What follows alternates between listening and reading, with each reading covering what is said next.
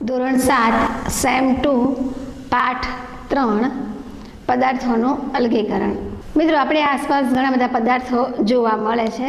દાખલા તરીકે આપણે રોજ ચા પીતા હોઈએ છીએ, તો એ ચા શેમાંથી બનતી હશે? મિત્રો, તમે કોઈ દિવસ ચા બનાવી છે ખરી? તો ચા કેવી રીતે બનતી હશે? તો ચા બનાવવા માટે જોઈએ દૂધ, પાણી, ખાંડ, મસાલો, ચાની ભૂકી, આ બધી વસ્તુઓ જોઈએ। એવી જ રીતે લીંબુનું શરબત બનાવવું હોય તો કઈ કઈ વસ્તુઓ જોશે? તો લીંબુનો રસ, પાણી, મીઠું, ખાંડ, આ જોઈએ। એવી જ રીતે આપણી જમીન છે, એ જમીન શેની બનેલી છે? તો જમીન રેતી, માટી, કાંકરા, સેન્દ્રીય પદાર્થો, આ બધાની બનેલી છે। દરિયાનું પાણી જોઈએ તો એ કેવી રીતે બનેલું હશે? તેમાં જોઈએ પાણી, નમક, અન્ય ક્ષારો ભેગા થઈને દરિયાનું પાણી બને છે। મિત્રો, આપણે બધા ઉદાહરણ જોયા તો તમે જોયું કે આ દરેક પદાર્થ છે એ 2 કે 2 થી વધુ ઘટકોનો બનેલો હોય છે। તો એને આપણે શું કહીશું? મિશ્રણ કહીશું। મિશ્રણ જે ઘટકોમાંથી બને છે તે ઘટકો ઘન, પ્રવાહી કે વાયુ સ્વરૂપના હોઈ શકે। આપણે તેના ઉદાહરણ જોઈએ। દાખલા તરીકે દાળ અને ચોખાનું મિશ્રણ છે, તો એમાં કયો પદાર્થ હશે? ઘન પદાર્થ, પ્રવાહી પદાર્થ કે વાયુ પદાર્થ? તો એમાં ઘન પદાર્થ હશે, દાળ અને ચોખા। એવી જ રીતે લીંબુનું દ્રાવણ છે, પ્રવાહી પદાર્થમાંથી બનશે, તેમાં લીંબુનો રસ અને પાણીનો સમાવેશ થશે। ત્યારબાદ જોઈએ આપણે સોડા વોટર। તો સોડા વોટરમાં કોનો સમાવેશ થશે? પ્રવાહી અને વાયુ, એટલે કે પાણી અને કાર્બન ડાયોક્સાઇડનો સમાવેશ થાય છે। એવી જ રીતે આપણે જોઈએ ઢોકળાનો આથો। તો ઢોકળાનો આથામાં કોનો સમાવેશ થશે? તો ચણા અને ચોખાનો લોટ, એટલે ઘન પદાર્થ થયો, છાશ પ્રવાહી પદાર્થ થયું, અને કાર્બન ડાયોક્સાઇડ કે જે વાયુ પદાર્થ થાય છે। એટલે આ રીતે ઘટકો ઘન, પ્રવાહી કે વાયુ સ્વરૂપના હોઈ શકે છે। મિત્રો, ઘટકોના સ્વરૂપને આધારે મિશ્રણના 7 પ્રકાર પાડવામાં આવ્યા છે। તે પ્રકારો જોઈએ। એમાં સૌપ્રથમ લઈએ ઘન પદાર્થનું મિશ્રણ। તો એના ઉદાહરણમાં જોઈશું દંતમંજન અને ડિટર્જન્ટ પાવડર। વાયુ પદાર્થના મિશ્રણમાં જોઈએ તો એમાં હવા, સીએનજી ગેસ, એલપીજી ગેસ આવશે। પ્રવાહી પદાર્થનું મિશ્રણ જોઈએ તો એમાં આવશે લીંબુનું દ્રાવણ, આલ્કોહોલિક મિશ્રિત પાણી। ત્યારબાદ જોઈએ ઘન અને પ્રવાહી પદાર્થોના મિશ્રણ। તો તેના ઉદાહરણમાં આવશે મીઠાનું દ્રાવણ, ખાંડનું દ્રાવણ વગેરેનો સમાવેશ થાય। પ્રવાહી અને વાયુ પદાર્થનું મિશ્રણ, તો તેમાં આવશે સોડા વોટર અને લિકર એમોનિયા આવી શકે। વાયુ અને ઘન પદાર્થનું મિશ્રણ, તો તેમાં આવશે ધુમ્મસ, ધુમાડો, બ્રેડ વગેરે આવી શકે। ત્યારબાદ જોઈએ ઘન, પ્રવાહી અને વાયુ પદાર્થોનું મિશ્રણ। તો તેમાં આવશે ઢોકળાનું ખીરું, દરિયાનું પાણી વગેરેનો સમાવેશ થઈ શકે। હવે મિત્રો, ઘણી વખત આ મિશ્રણમાંથી એમાંના ઘટકોને છૂટા પાડવા માટેની જરૂરિયાત ઊભી થાય છે, બરાબર? તો આ મિશ્રણમાંથી ઘટકોને અલગ પાડવાની પદ્ધતિને અલગીકરણ કહેવામાં આવે છે। મિશ્રણના ઘટકોના અલગીકરણ માટે ઘટકોના ગુણધર્મને આધારે વિવિધ પદ્ધતિઓનો ઉપયોગ થાય છે। તે પદ્ધતિઓ જોઈએ। તેમાં સૌપ્રથમ આપણે જોઈએ વીણવું। તેના માટે જોશે થાળી અને કાંકરા ભરેલા હોય તેવું અનાજ। હવે મિત્રો, તમે આમાં જોઈ શકો છો કે કાંકરા અને અનાજ ભેગું થયેલું છે। હવે આ બંને ઘટકોને આપણે છૂટા પાડવા છે, તો શું કરીશું? આ રીતે આપણે કાંકરાને અલગ કરીશું। એના માટે શું કરીએ છીએ? આપણે એને હાથથી વીણીને આપણે અલગ કરીએ છીએ, આ રીતે। તો સામાન્ય રીતે એકબીજામાં ભળી જતા ન હોય તેવા 2 ઘન પદાર્થોના મિશ્રણમાંથી ઘટકોને છૂટા પાડવા માટે આપણે હાથથી એને વીણીને અલગ કરીએ છીએ। તો આવી પદ્ધતિને આપણે વીણવાની પદ્ધતિ કહીએ છીએ। મિત્રો, એવો પ્રશ્ન થાય કે કાંકરા શું કામ ઘઉંમાંથી દૂર કરવા જોઈએ? તો કાંકરા છે એ હાનિકારક અને અખાદ્ય પદાર્થ છે, તેથી આપણે એને ઘઉંમાંથી દૂર કરવા જોઈએ। આ પદ્ધતિનો ઉપયોગ કઈ કઈ જગ્યાએ થતો હશે? તો શાકભાજીનો ઢગલો હોય તેમાંથી સારું શાક વીણવા માટે આપણે વીણતા હોઈએ છીએ, એમના માટે। પછી ચલણી સિક્કા અને રૂપિયાની નોટો ભેગી થઈ ગઈ હોય અને જો એમાંથી ચલણી સિક્કા દૂર કરવા હોય તો આપણે એને વીણીને દૂર કરતા હોઈએ છીએ। આવી તો ઘણી બધી જગ્યાએ આપણે આ વીણવાની પદ્ધતિનો ઉપયોગ કરતા હોઈએ છીએ। હવે જોઈએ ચાળવું પદ્ધતિ। તેના માટે જોશે ચાળણી, લોટ અને થાળી। સૌપ્રથમ આપણે થાળીમાં ચાળણી મૂકીને એ લોટ અંદર નાખીશું અને એને ચાળીશું, બરાબર છે? આ રીતે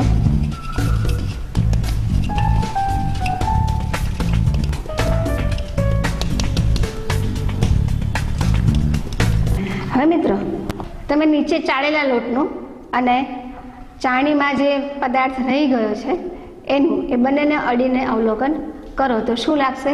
આ લોટ એકદમ ઝીણો છે, જ્યારે આ લોટ થોડોક આપણને કરકરો લાગે છે. ઘણીવાર એમાં દળતી વખતે ઘઉંનું થૂલું અથવા તો આખા દાણા રહી ગયા હોય તો આ ચાળવાની પદ્ધતિ દ્વારા તેને અલગ કરી શકાય છે. તો મિત્રો, આ રીતે કદમાં સરખા ન હોય અને એકબીજામાં ભળી જતા ન હોય તેવા ઘન પદાર્થના મિશ્રણમાંથી કોઈ પદાર્થને અલગ કરવો હોય તો આ ચાળણી જેવા સાધન વડે આપણે એને અલગ કરી શકીએ છીએ. તેને આપણે ચાળવાની પદ્ધતિ કહીએ છીએ.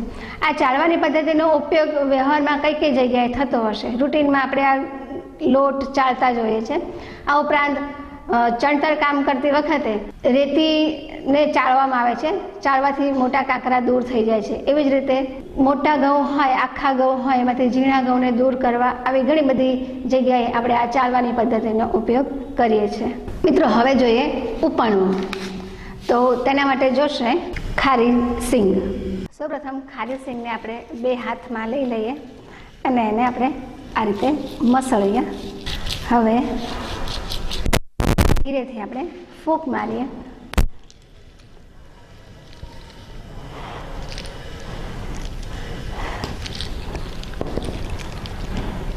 બરાબર? ધીરેથી ફૂંક મારતા આપણને જે ફોતરા છે એ ઉડી જાય છે અને ફોતરા વગરની સિંગ આપણા હાથમાં રહે છે. તો આ રીતે વજનમાં હલકા હોય તેવા પદાર્થોને મિશ્રણમાંથી અલગ કરવા એને પવન દ્વારા અથવા તો ફૂંક મારીને અલગ કરી શકાય છે. તો આ હશે તો ખેતરોમાં પાક લીધા પછી એમાં રહેલા ફોતરા, ભૂસું કે કચરો કરવા માટે પદ્ધતિનો ઉપયોગ થાય છે. આ ઉપણ પદ્ધતિ હોય એ બંને ઘટકો વચ્ચે ઘનતાનો તફાવત હોવો જરૂરી છે, તો જ આપણે આ ક્રિયા કરી શકીએ. હવે જોઈએ નિતારવું. તેના માટે જોશે 2 બીકર, ડોળું પાણી અને કાચનો સળિયો. હવે મિત્રો, આપણી પાસે બીકરમાં ડોળું પાણી છે, તેને આપણે હલાવી લઈએ. હવે આ ડોળા પાણીને આપણે 30-40 મિનિટ સુધી આ બીકરને આપણે મૂકી રાખવાનું છે, હલાયા વગર. તમે જોશો ઉપરનું પાણી છે એ થોડું ચોખ્ખું હશે અને જે માટીના કણો કે જે બીજા કણો છે એ નીચે તળિયે તમને બેસી ગયેલા જોવા મળશે. પ્રવાહીમાં અદ્રાવ્ય હોય અને બંનેની ઘનતા અલગ હોય તેવા પદાર્થોને અલગ કરવાની પદ્ધતિને નિતારણ પદ્ધતિ કહેવામાં આવે છે. તો આ નિતારણ પદ્ધતિનો ઉપયોગ આપણે કઈ જગ્યાએ કરી શકીએ વ્યવહારમાં? તો છાશમાંથી પાણી અલગ કરવા માટે આપણે નિતારીને ઉપરનું પાણી બહાર કાઢી લઈએ છીએ. એવી જ રીતે તેલમાંથી કચરો દૂર કરવા માટે આ નિતારણ પદ્ધતિનો ઉપયોગ થઈ શકે. આ ઉપરાંત દાળ હોય તો દાળમાંથી પાણીનો ભાગ દૂર કરવા માટે પણ આ નિતારણ પદ્ધતિનો ઉપયોગ થઈ શકે. આવી તો બીજી ઘણી બધી જગ્યાએ આપણે આ નિતારણ પદ્ધતિનો ઉપયોગ કરી શકીએ. હવે જોઈએ ગાળણ પદ્ધતિ. તેના માટે જોશે 2 બીકર, ડોળું પાણી અને સુતરાઉ કાપડનો ટુકડો. મિત્રો, સૌપ્રથમ આપણે આ સુતરાઉ કાપડના ટુકડાને બીકર ઉપર લગાવી દઈશું. ત્યારબાદ આપણી પાસે જે ડોળું પાણી છે, કચરાવાળું પાણી છે, તેને આપણે ગાળીશું. આ રીતે પાણીને આપણે ગાળીએ.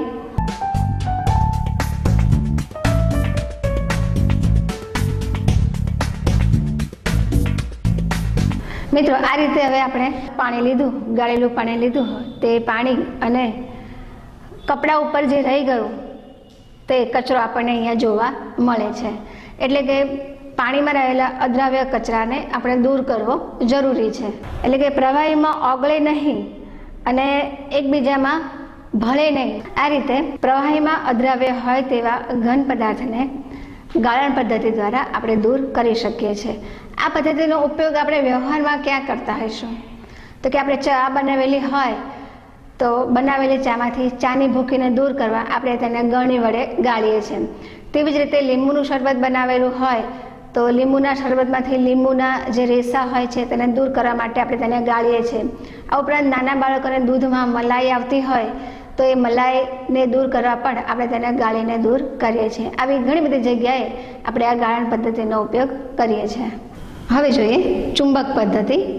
તેના માટે જોશે કાગળ, લોખંડનો ભૂકો, લાકડાનો વેર અને ચુંબક. મિત્રો, સૌપ્રથમ આપણે લોખંડ અને લાકડાના વેરને મિક્સ કરી દઈએ. તેમાંથી આપણે જો લોખંડ અને લાકડાના ભૂકાને અલગ કરવું હોય તો તેના માટે આપણે શેનો ઉપયોગ કરીશું? તો ચુંબકનો ઉપયોગ કરીશું. ચુંબકને આ ભૂકાની આજુબાજુ લાવતા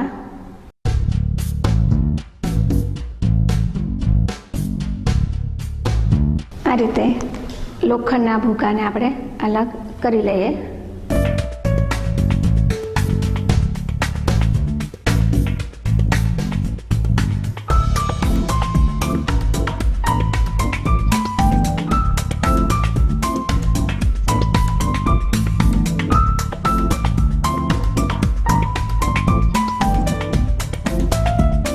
તો આ રીતે આપણે લોખંડ અને લાકડાના ભૂકાને આપણે અલગ કરી શકીએ છીએ.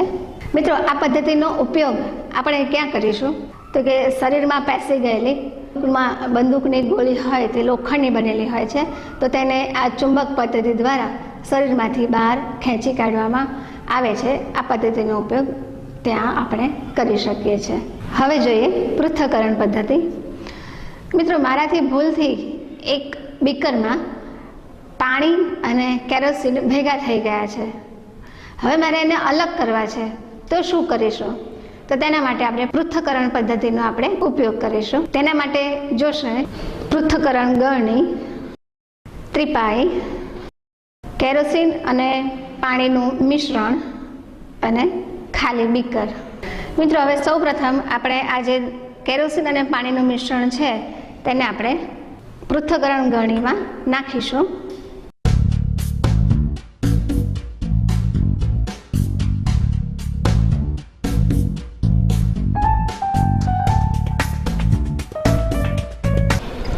બરાબર. હવે આને હું એકદમ હલાવું તો શું થશે?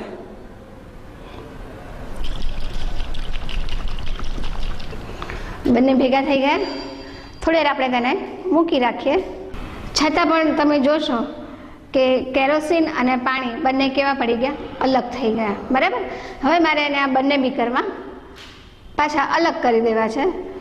સૌપ્રથમ બીકરમાં લઈને એને ગળણીનો કોક આપણે ખુલ્લો કરી દઈએ તો આ રીતે પાણી નીચે આવી જશે.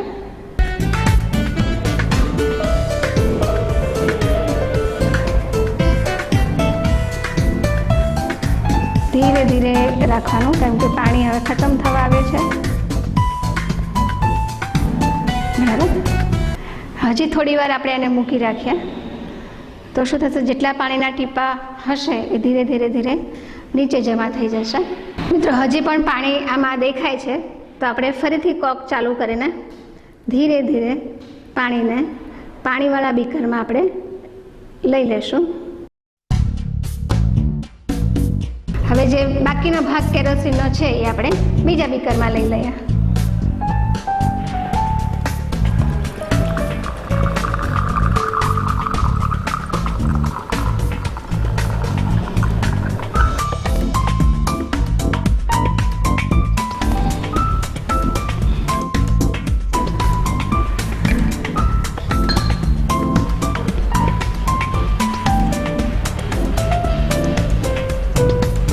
આ રીતે આપણે પાણી અને કેરોસીનને આપણે અલગ કરી શકીએ છીએ. બરાબર.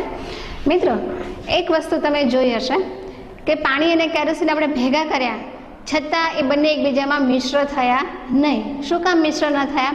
કારણ કે આ બંનેની ઘનતા છે એ કેવી છે, અલગ અલગ છે. પાણીની ઘનતા વધારે છે, કેરોસીનની ઘનતા ઓછી છે. ભારે ઘનતાવાળું પ્રવાહી નીચે રહે છે અને હલકું એ ઉપર રહે છે, પરિણામે એ બંને મિક્સ થતા નથી. એટલે આ પદ્ધતિનો ઉપયોગ આપણે ક્યારે કરી શકીએ કે જ્યારે અલગ અલગ ઘનતા ધરાવતા પ્રવાહીના મિશ્રણમાંથી બંને ઘટકોને અલગ કરવા માટે આપણે આ પૃથ્થકરણ ગળણીનો ઉપયોગ કરીએ છીએ. અને આ અલગીકરણની પદ્ધતિ એ નિતારણ પદ્ધતિનો જ એક પ્રકાર છે. હવે જોઈએ ઉધ્વપાતન પદ્ધતિ. હવે મિત્રો, ઘણીવાર આપણે ઘન પદાર્થને ગરમ કરીએ તો શેમાં રૂપાંતર થશે? પ્રવાહી પદાર્થમાં. પ્રવાહીને ગરમ કરીએ તો વાયુમાં રૂપાંતર થશે. હવે ઘન પદાર્થને ગરમ કરતાં પ્રવાહીમાં રૂપાંતર થતું હોય છે. ઘણા ઘન પદાર્થો એવા હોય છે કે એને ગરમ કરતાં તેનું પ્રવાહીમાં રૂપાંતર ન થતાં સીધું જ તેનું વાયુમાં રૂપાંતર થતું હોય છે. આવા પદાર્થોને ઉધ્વપાતી પદાર્થો કહેવામાં આવે છે. એવું જ અહીંયા આપણી પાસે મીઠું અને કપૂર એ બંને ભેગા થઈ ગયા છે. હવે આપણે એને શુદ્ધ સ્વરૂપમાં પાછા મેળવવા છે.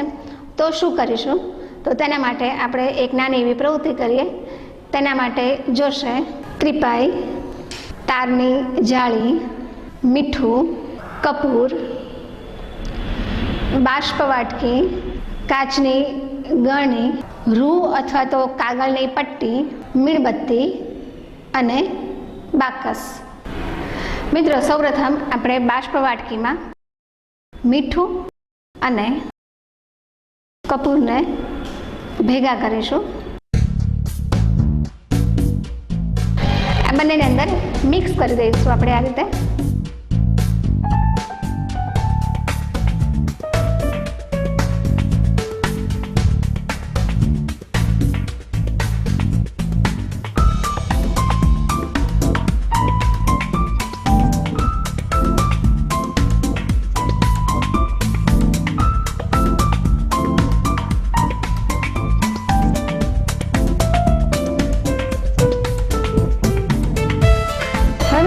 ત્યારબાદ આપણે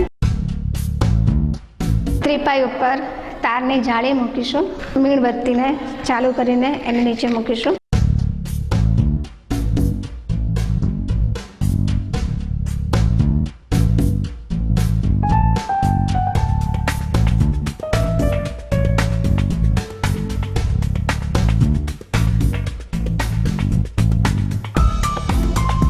એની ઉપર બાષ્પ વાટકી મૂકીશું. હવે આપણી પાસે આ ફનેલ જે છે, કાચની ગળણી, એનો જે ઉપરનો ખુલ્લો ભાગ છે તેને આપણે રૂ અથવા તો આ કાગળની પટ્ટી વડે આપણે એને બંધ કરી દઈશું.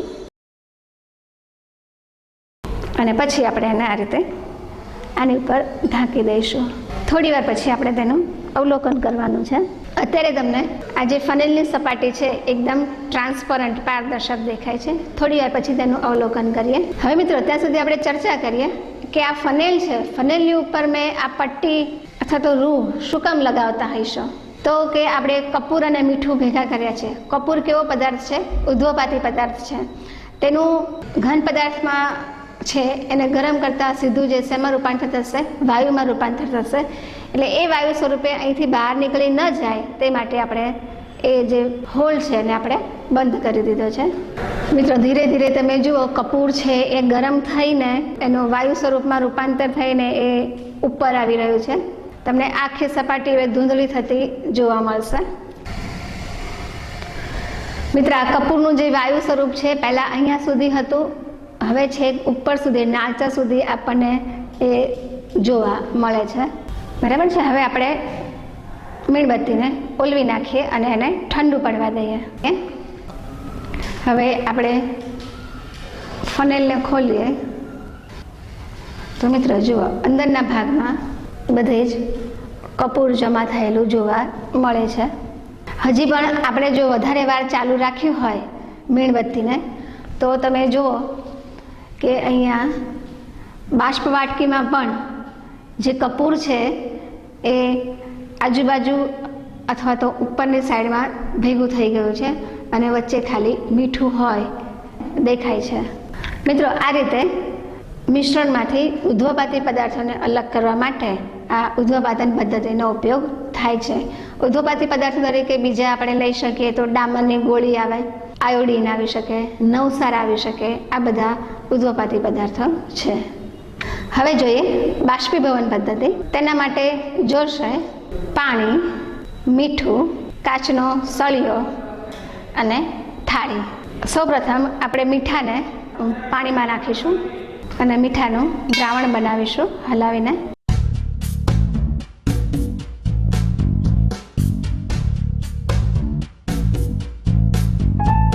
મિત્રો, બીકરમાં મીઠું ઓગળી ગયું છે. હવે આ મીઠાના દ્રાવણને આપણે થાળીમાં લઈ લઈએ.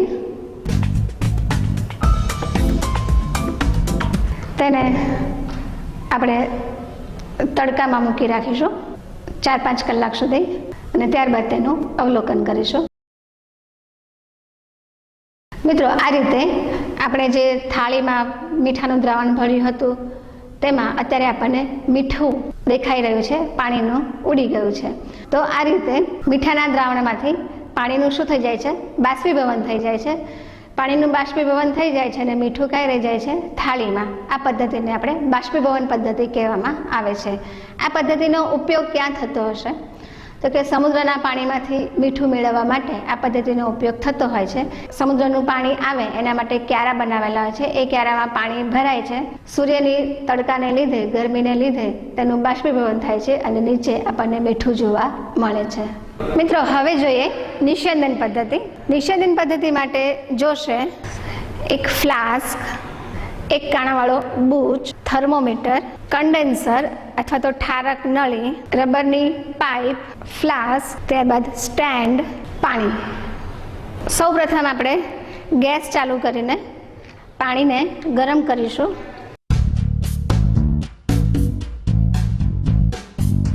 મિત્રો, આપણે ગેસ ચાલુ કર્યો એટલે અંદરનું પાણી ગરમ થશે. પાણી ગરમ થશે એટલે થર્મોમીટરમાં પાણી કેટલું ગરમ થયું તેનો આંક દર્શાવશે. ત્યારબાદ પાણી ઉકળવા લાગે ત્યારે આપણે થર્મોમીટરમાં કેટલું તાપમાન બતાવે છે તે જોઈશું. હવે પાણી ઉકળશે એટલે શું થશે કે પાણીની વરાળ છે એ ગરમ થઈને ઉપર આવીને અહીંયા જે છે કન્ડેન્સરમાં આવશે વરાળ. કન્ડેન્સરમાં આપણે અહીંયા પાણી ચાલુ કરવાનું છે. 2 છે. આ આપણે જોઈએ. સૌપ્રથમ આ પાઇપ લઈએ. આ પાઇપને આપણે આ રીતે નળ સાથે જોઈન્ટ કર્યો છે અને આ જે બીજો પાઇપ છે આઉટલેટ કે જેના દ્વારા પાણી અહીંથી બહાર નીકળે છે. અહીંયા શું થશે? પાણીનું સર્ક્યુલેશન થશે. એટલે જ્યારે આપણું પાણી ગરમ થશે, ઉકળશે, તેની વરાળ છે એ ફ્લાસ્કમાં થઈને કન્ડેન્સરમાં આવશે. એટલે વરાળ છે કન્ડેન્સરમાં ઠરશે. એ ઠરીને પાણી બનશે અને એ પાણી અહીંયા ફ્લાસ્કમાં આપણને ભેગું થતું જોવા મળશે.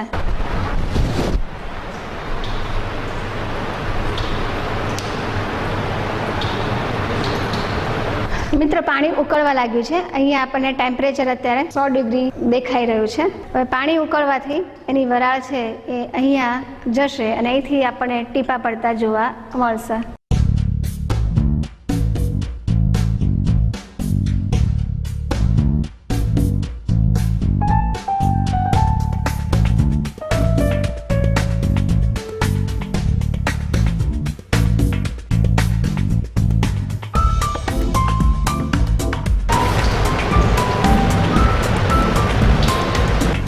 મિત્રો, આ રીતે જુદા જુદા ઉત્કલન બિંદુ ધરાવતા પ્રવાહીઓના મિશ્રણમાંથી ઘટકોને શુદ્ધ સ્વરૂપે પાછા મેળવવા માટે આ નિસ્યંદિત પદ્ધતિનો ઉપયોગ થાય છે. અહીં આપણે મીઠાવાળું પાણી લીધું હતું, તેમાંથી આપણને નિસ્યંદિત પાણી મળ્યું છે. હવે આ નિસ્યંદિત પાણી છે આપણે પી શકીએ ખરા? તો ન પી શકીએ, કારણ કે આપણા શરીરને જરૂરી એવા ખનિજ ક્ષાર એ આ નિસ્યંદિત પાણીમાંથી નીકળી જાય છે, માટે આપણે ન પી શકીએ. હવે મિત્રો, આ નિસ્યંદિત પાણીનો ઉપયોગ ક્યાં થાય છે? દવાખાનામાં ઇન્જેક્શન આપતી વખતે દવા ઓગાળવા માટે આ ડિસ્ટિલ વોટરનો ઉપયોગ કરે છે. આ ઉપરાંત વાહનોની બેટરીમાં સલ્ફ્યુરિક એસિડ સાથે જરૂરી પાણી મિક્સ કરવા માટે એમાં નિસ્યંદિત પાણીનો ઉપયોગ થતો હોય છે. આ ઉપરાંત લેબોરેટરીમાં એનાલિસિસ માટે અમુક રિએજન્ટ બનાવવા માટે પણ આ ડિસ્ટિલ વોટરનો ઉપયોગ થતો હોય છે. હવે મિત્રો, આ નિસ્યંદિત પદ્ધતિનો ઉપયોગ વ્યવહારમાં ક્યાં થતો હશે? તો વ્યવહારમાં અત્તર બનાવવા માટે અને દારૂ બનાવવા માટે પણ આ નિસ્યંદિત પદ્ધતિનો ઉપયોગ થાય છે. આ ઉપરાંત ખનિજ તેલમાંથી વિભાગીય નિષેધન દ્વારા તેમાંથી અલગ અલગ તાપમાને પેટ્રોલ, ડામર, તેલ, મીણ, નેપ્થા આ બધું આપણે મેળવી શકીએ છીએ. મિત્રો, આપણે આ બધા જ પ્રયોગો કર્યા, બધા જ પ્રયોગો જોવાની તમને મજા આવતી હશે. હવે આ પ્રયોગો જો તમારે કરવા હોય તો તેના માટેના સાધનો તમે તમારા મમ્મી પપ્પાને કહી શકો છો લાવવા માટે, અથવા તો તમારા સ્કૂલ શિક્ષકને કહી શકો છો, અથવા અને જો ત્યાંથી પણ ઉપલબ્ધ ન હોય તો બધા જ સાધનો આપણે વિજ્ઞાન નગરી પર ઉપલબ્ધ છે. તો મિત્રો, જો તમારે આ અથવા આવા બીજા સાધનો જોઈતા હોય તો તમારે વિજ્ઞાન નગરી આંબાવાડી ભાવનગર ખાતે સંપર્ક કરવો